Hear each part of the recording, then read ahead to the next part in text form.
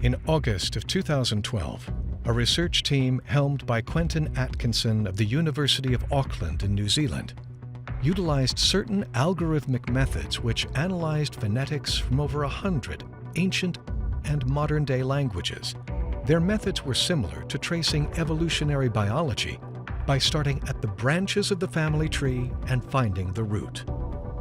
Their goal was to figure out if all the languages in the world derived from the same area. In an interview with NPR, Quentin explained how they gathered this data. What we use are what are called cognates. These are words that show similar form that indicates that they're related via common ancestry. Over 6,000 across the 200 meanings in 100 languages. And from that, we can build, it's our data matrix, we call it. And so if you imagine down the left-hand side of the data matrix, you've got all your languages, and then along the top of the data matrix, you've got all the possible cognates that we've identified. And you fill in that matrix by putting a 0 if that language has doesn't have the cognate, and a 1 if the language does have that cognate. And if you fill that in for all the cognates, you get this sequence of ones and zeros for each language. And it's a bit like having a sequence of DNA for each language. And that's the data that we then input into our analysis. Through their research, they pinned down the 8 millennia-old origin of the largest global language ever created. They also determined all of these languages began in one area. There are two competing theories for where these languages came from. The first theory was put forward by Maria Gimbutas, an archaeologist, and she argued the languages spread out from the Russian steppes region about 5,000 to 6,000 years ago, and that's linked to archaeological evidence for an expansion at that time. The alternative theory is that the languages spread much earlier from Anatolia, what is now Turkey. This interesting study done by Atkinson relates to an ancient story about the Tower of Babel in the Hebrew Bible. In Genesis 11, 1 through 9, it states, "Everyone on earth once spoke the same language. As people migrated east, they settled in the land of Shinar." This possibly new understanding of where the Tower of Babel was located coincides nicely with Anton Parks's research of the Garden of Eden and the understanding of the language according to Sumerian texts. We were able to locate the divine mountain of the Anuna gods along with their Garden of Eden, thanks to the elements found with Google Earth and Gary Zeitling from NASA. It took us straight to eastern Turkey, close to Road 5651. What can be noted in the Sumerian tablets, when they clearly speak of creating workers to serve the Anunas, the main geneticist is always Enki. Enki is very proud of what he is doing. However, he always has to do it in secret. And here something important occurs in the research that I've carried out. In order to be able to secretly teach values, besides from changing their genetic code, in which he probably injected things that we cannot comprehend nowadays, the gods were using a specific language in Eden, the Emion language, the language that comes from the skies, the language which comes from On. In my years of research, I understood that the Emeshah, the matrix language, was mostly used by Sumerian priestesses.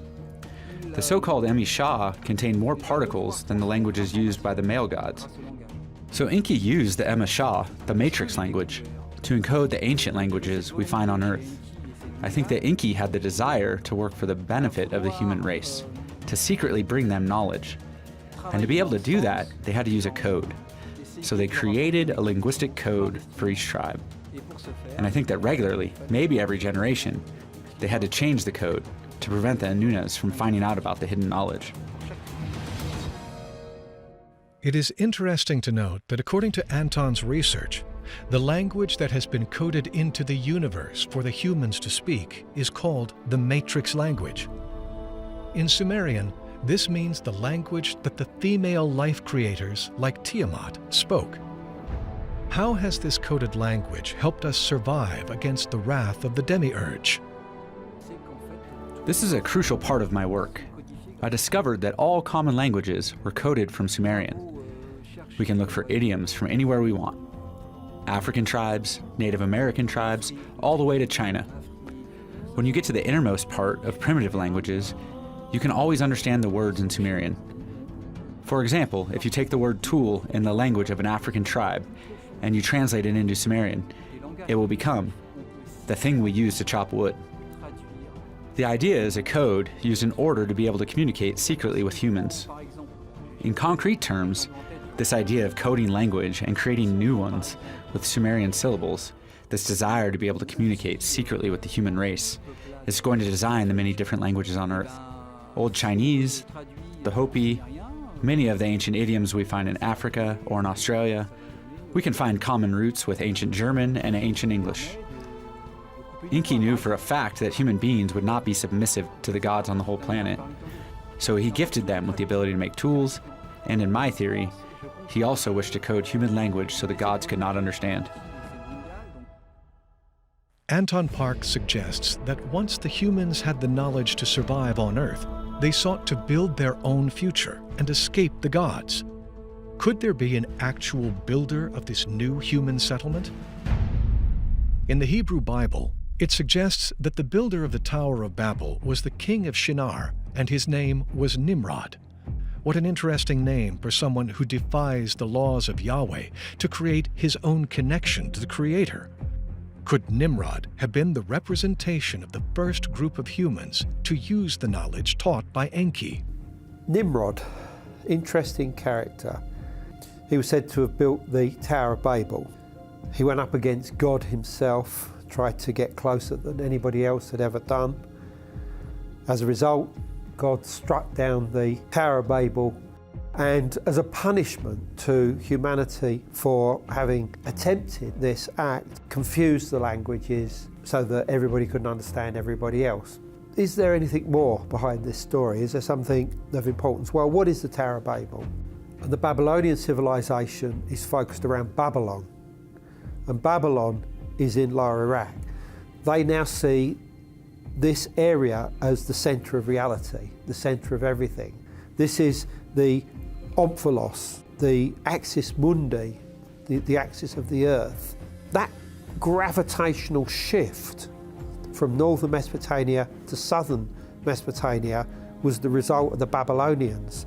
This is why the ancient city of Erech is in southern Iraq, when all the old accounts say that it was the ancient name for Urfa in southeast Turkey.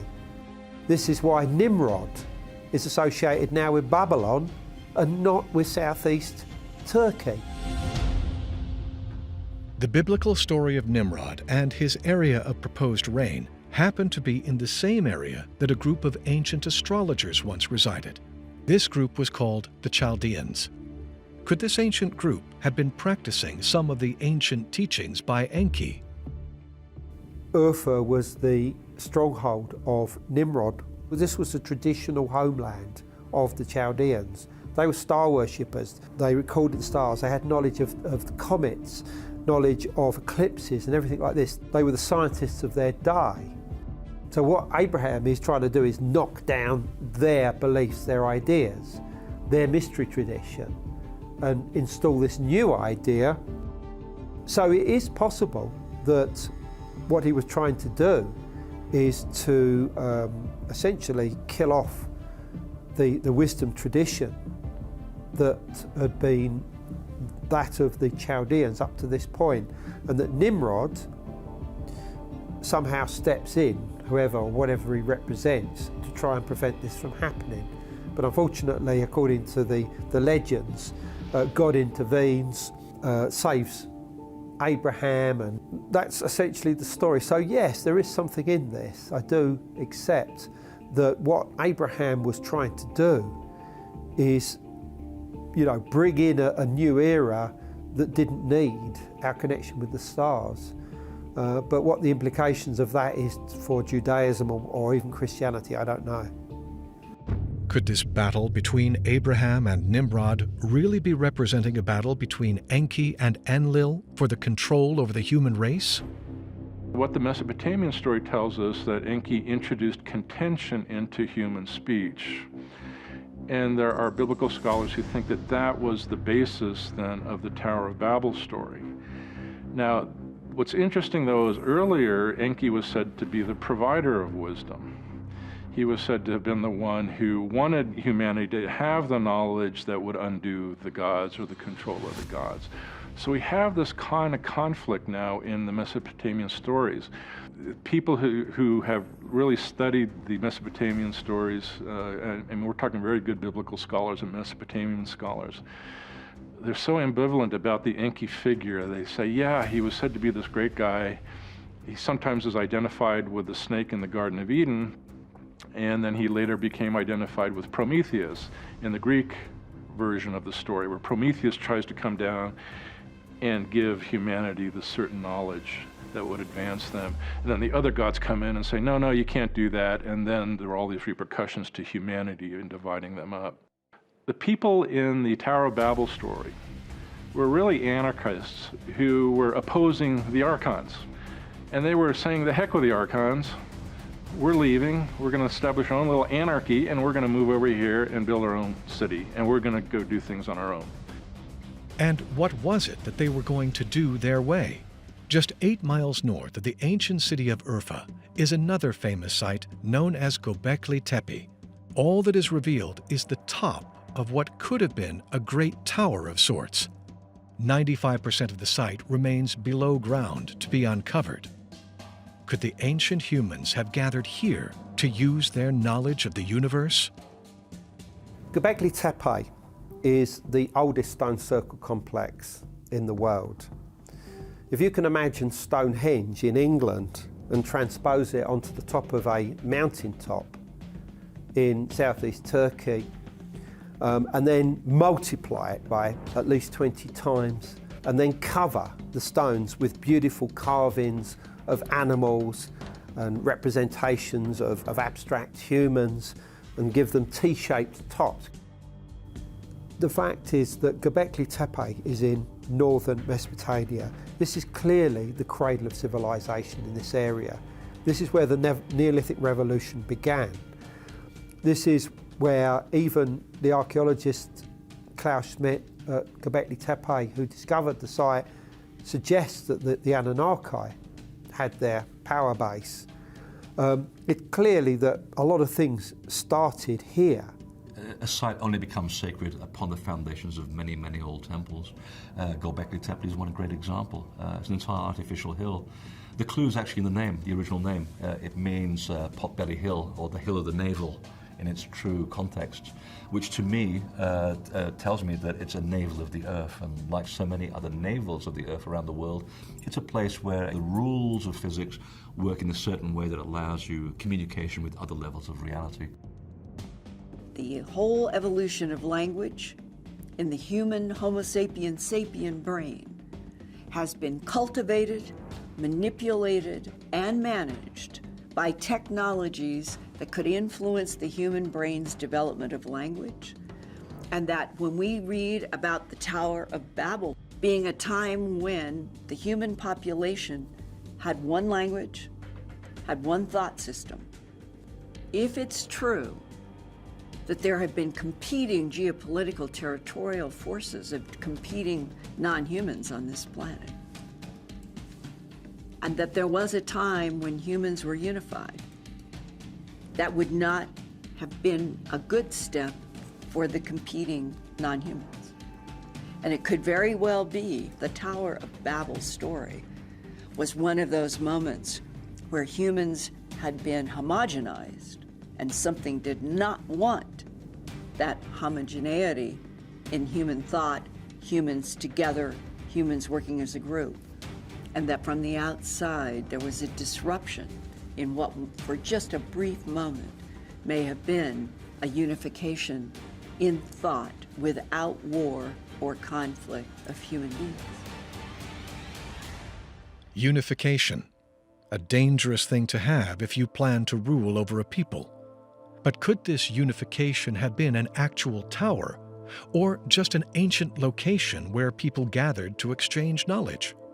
A location in which they could communicate important information.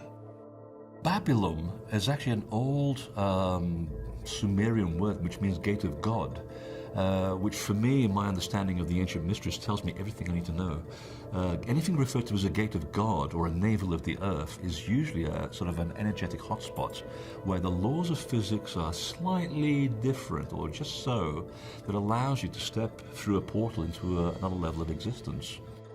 For me, the Tower of Babel essentially represents the levels of attainment of knowledge that gets you to rise slowly ever upwards towards the mind of God. The summit, of course, being the connection or the interchange between the physical and the non-physical. The way that they communicated in the old days was through metaphor, and the more we get into the historical era, the more we mistake the metaphor for reality. In one of the traditions, Enlil just gets really annoyed because of the noise humanity's making. And that just noise is too much. Let's just get rid of these horrible little things.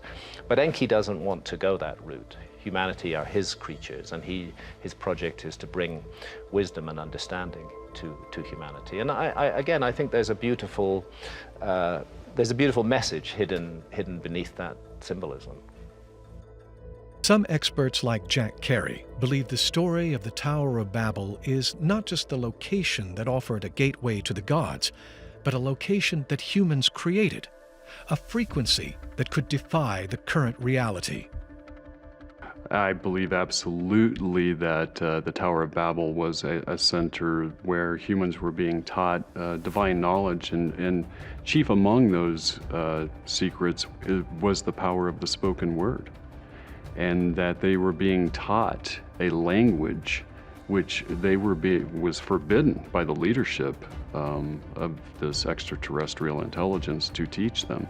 Imagine a species that has developed a language that is so potent that it literally uses the laws of harmonic resonance in order to create instantaneous change in your surroundings.